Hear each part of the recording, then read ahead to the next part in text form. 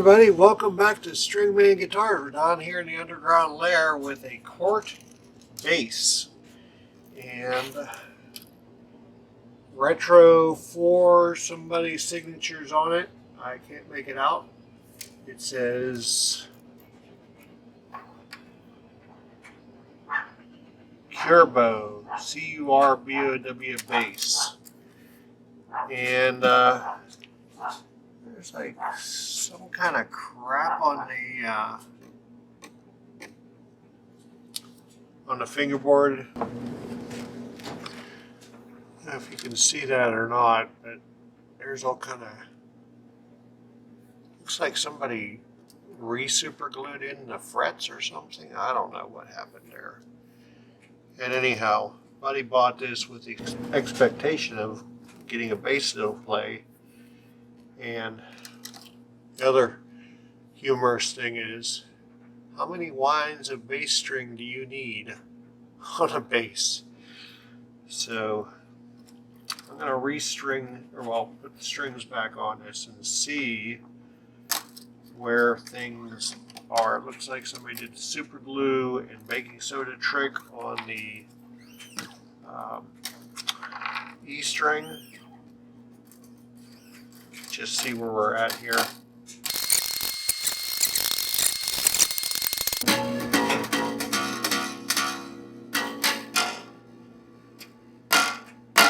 That's not at all how this is supposed to work. But he does have the, there's a little dent in the fingerboard. I'll tell you what, why don't we just start with, does it make noise? And does the truss rod work? All right.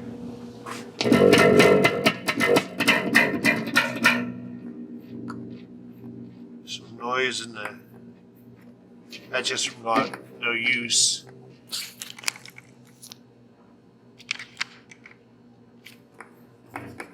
Okay, yeah, that cleaned up.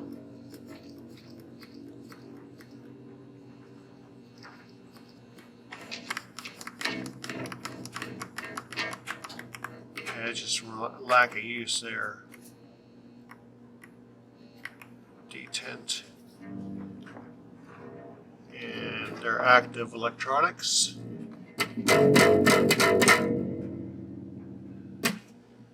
Let's raise up the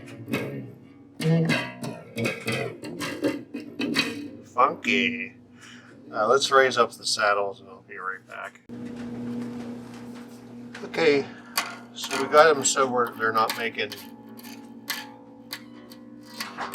all kind of noise.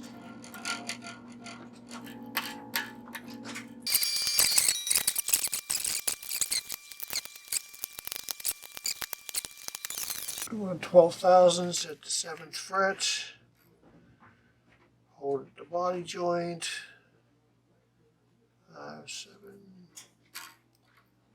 So yeah, now once we got it close, we gotta hope that the truss rod works. So let's open that up and check it out. All right, so the truss rod released a little bit. Let's see where we're at.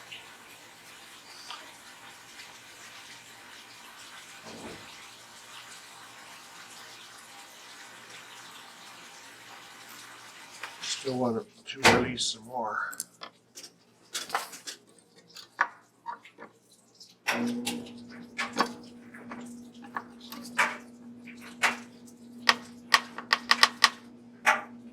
Tight.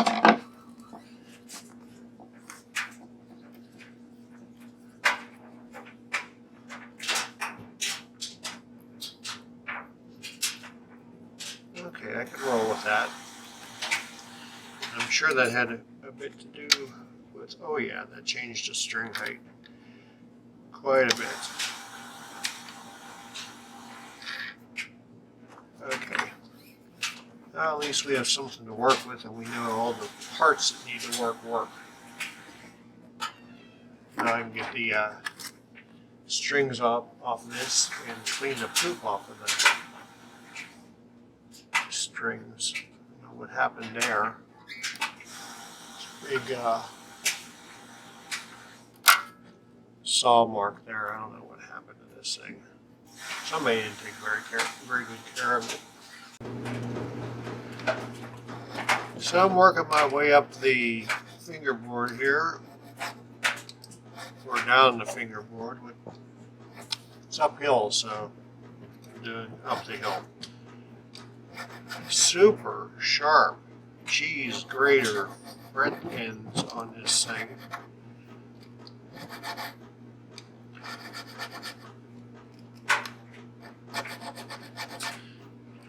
What that means is, they call it fret sprout, but what it really means is that the wood on the fingerboard shrunk considerably, and of course the metal doesn't really move much at all, so that means the metal fret end is going to hang over the wood and grab at your fingers whenever you go to play. I already used this thing, took off a bunch of stuff. Now I got to work with this little file to get it where it's playable. It's coming along. It's just arduous work. Oh, got my little X-Acto knife off just to see what the heck was on the first and second fret. Popped right off. I don't know where it went, but it was some sort of super glue, nail polish. I don't know why it was there. I don't know why somebody would put it there. It's gone. Okay, well, as you can see, got a lot of the schmeg off in the back of this thing. And it looks like it was written hard, put away wet. But,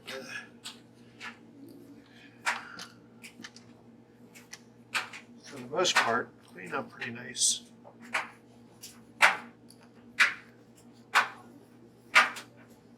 And look at those frets, will ya? Got the fingerboard all oiled. And a little bit of the oil leaching out from the fingerboard. Let's get that. Okay. Almost time for string time. Forgot to buy the headstock.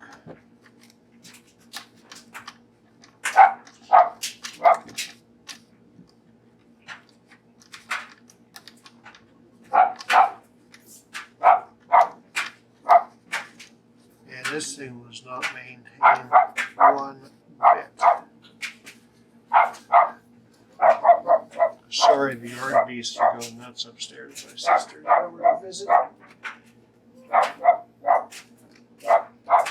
Let's take care of these things. Your tuning machines shouldn't be super tight, but they shouldn't be dangly loose either.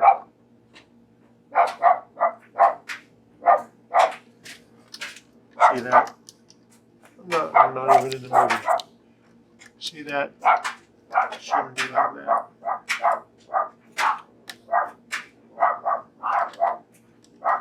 Oh, I see what's wrong here. Let me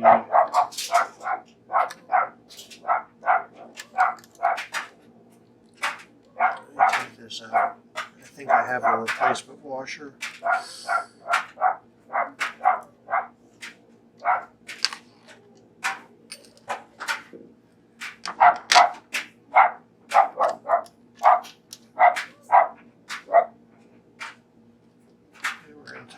Let me get a replacement washer. Alright, so yeah, old rogue bass that I had left over from parts. came to the rescue. Had the right size washer for the tuning machine. So yay, saved. And then you want to tighten these down, not crank them, but get them at least tight. Snug, I guess is the right word. Helps with tuning stability, and it helps to keep things from breaking. And that's a 15 millimeter on this piece. And we can make that baking soda super glue trick disappear with a Sharpie. Or at least disguise it.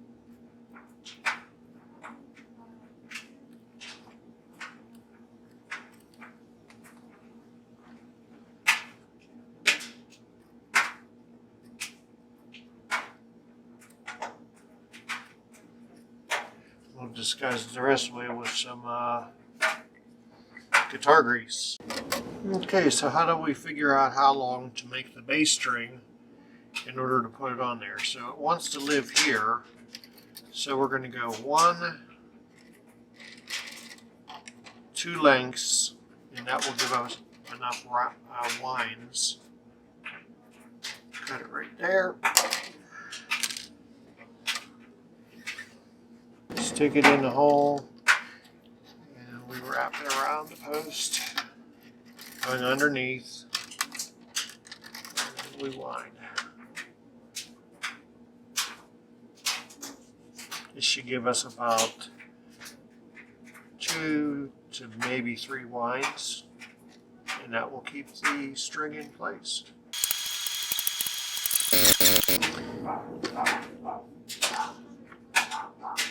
And we're just rinsing and repeating again. You want about, I figure with the strings, or the spacing of the tuners on this bass, you want about 1.5 lengths of string past where the string is going to live. And that'll give you 2 or 3 wraps, as we're getting here.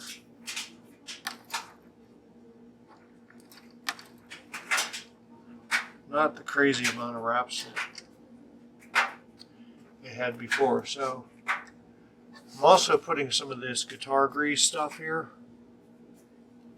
on the bridge saddles too. So let me finish this up and I'll be back. Okay, we are restrung and we are up to pitch. I'll let the neck tension do its thing here and let the wood react to having tension on it again, and then we'll come back and do the setup. But we got all the hard work done. Oiled the fingerboard, fixed the nut, polished the frets, fixed the tuning machine on the D, and got the proper number of winds on the strings. By the way, we use F1 oil. It's what I use. Actually, on my stuff, I use linseed oil, but it's kind of permanent. So I'm going to go visit now. So peace. We'll see you after dinner. Hey everybody, welcome back to the Underground Lair. It's another day, and we strung up the bass and we let it set overnight, our Cort Bass, and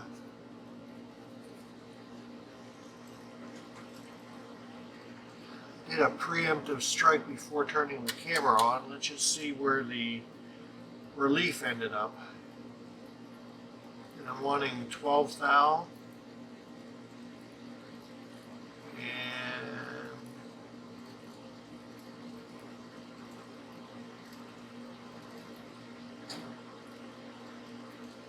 it just scooches under there.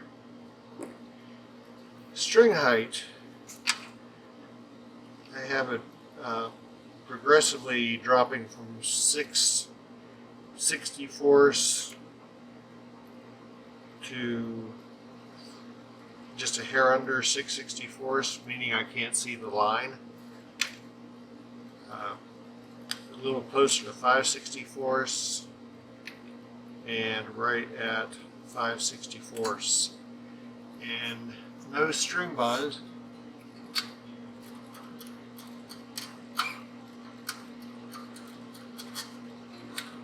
Other than for my crappy playing.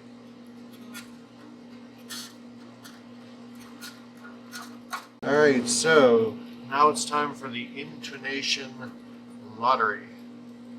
Let's see where we're at there.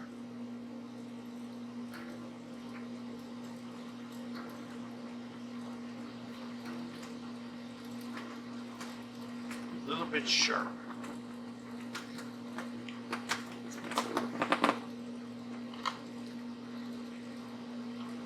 I need a smaller screwdriver.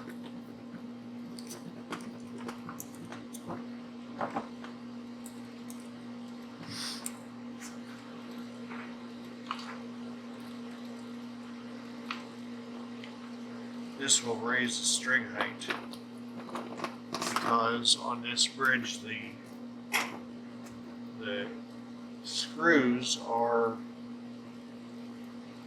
aiming down, and I also noticed that this first time I'm looking at it at this angle, the bridge is lifted off the body, even though it's, I'll show you real quick here. Take that out.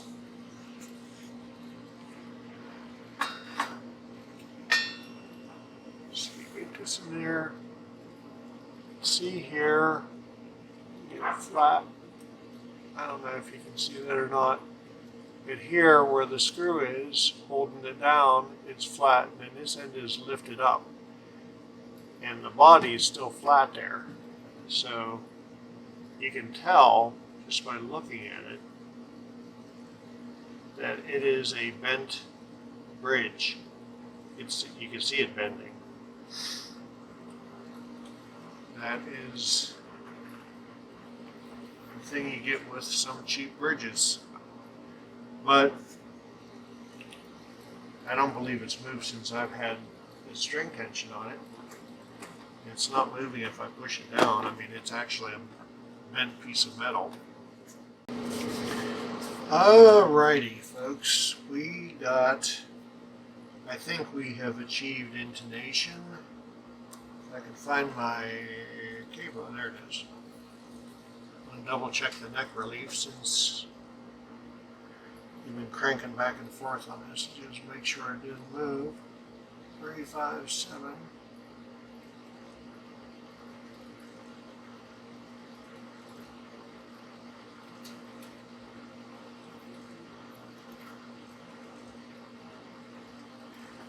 Actually, it could stand a hair looser.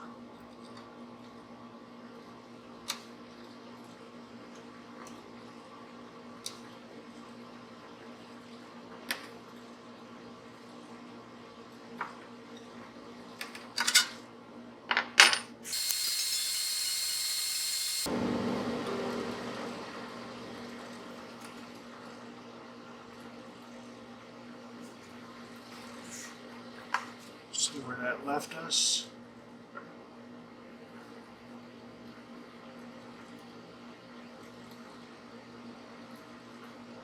Yeah, I like that more. Let's see if it messed up our intonation.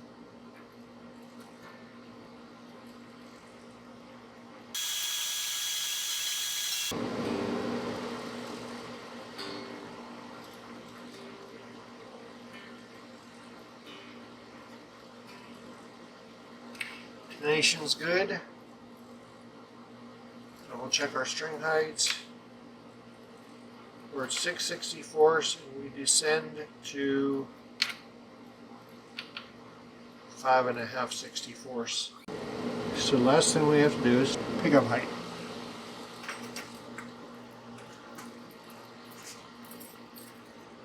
These are not Allen keys, these are Stumac bent brass, and they have a measurement for bass and for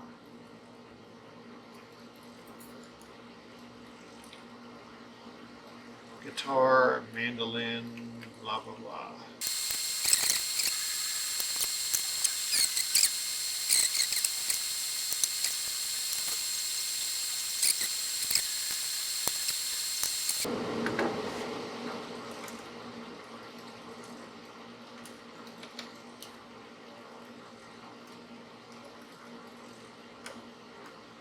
Yeah, we're definitely going to check our intonation again. Perfect.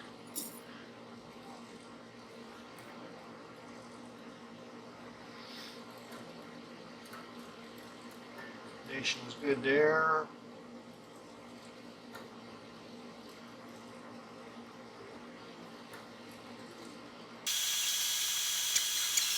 A little sharp.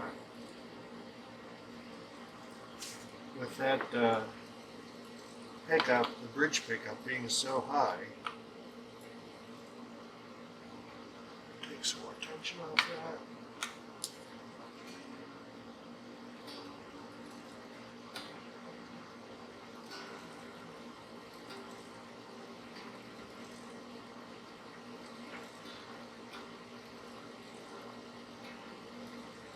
Still a little sharp. Okay, now you've seen in a real-time application, there we go, how having the pickups too close to your strings can mess with your intonation. Just proved right to you right there. So let's see here, what did we do to this guitar? We cleaned up the frets in a big way. We oiled the fingerboard, got rid of all those ugly sharp fret ends, popped the super glue. Why there was super glue on the frets, I don't know, but it popped off. No big deal. New strings with the correct amount of wraps.